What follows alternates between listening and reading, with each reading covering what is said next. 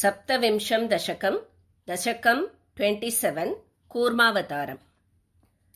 दुर्वासासुरवनिताप्तदिव्यमाल्यम् शक्राय स्वयमुपदाय तत्र भूयः नागेन्द्रप्रतिमृदिते शशापशक्रम् काक्षान्तिस्त्वदितरदेवतांशजानाम् शापेन प्रथितजरेथ निर्जरेन्द्रे देवेष्वप्यसुरजितेषु निष्प्रपेषु शर्वाद्याः कमलजमेत्य सर्वदेवाः निर्वाणप्रभवसमं भवन्तमापुः ब्रह्माद्यैस्तुतमहिमा चिरं तदानीं प्रादुष्यन् वरदपुरः परेण धाम्ना हे देवादितिजकुलैर्विधाय सन्धिम् पीयूषं परिमथतेति पर्यशास्त्वम्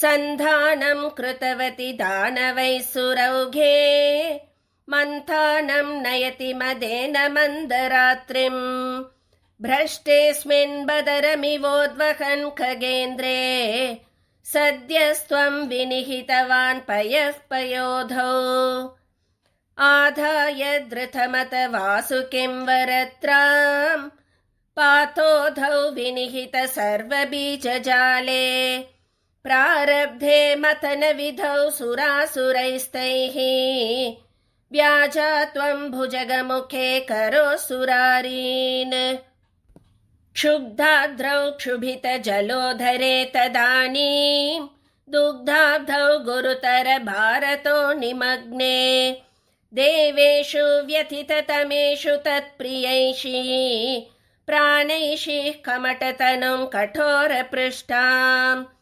वज्रादिस्थिरतरकर्परेण विष्णो विस्तारात् परिगतलक्षयोजनेन अम्भोदे कुहरगतेन वर्ष्मणा त्वं निर्मग्नं क्षितिधरनाथमुन्निनेथ उन्मग्ने झटिति तदा धराधरेन्द्रे निर्मेतुर्दृढमिह सम्मतेन सर्वे आविश्य द्वितयगणेऽपि सर्पराजे वैवश्यं परिशमयन्नविवृधस्तान् उद्दामभ्रवणजवोन्नमद्गिरीन्द्र न्यस्तैकस्थिरतरहस्तपङ्कजं त्वाम् अभ्रान्ते विधिगिरिशादयः प्रमोदात् उद्भ्रान्ता नुनुवुरुपातपुष्पवर्षाः दैत्यौघे भुजगमुखानिलेन तप्ते तेनैव त्रिदशकुलेऽपि किञ्चिदार्ते कारुण्यात्तव किल देववारिवाहाः प्रावर्षन्नमरगणान् दैत्यसङ्घान् उद्भ्राम्यद्बहुतिमिनक्रचक्रवाले तत्राब्धौ चिरमथितेऽपि निर्विकारे एकस्त्वं करयुगकृष्टसर्पराजः सम्राजन् पवनपुरेश पाहि रोगात्।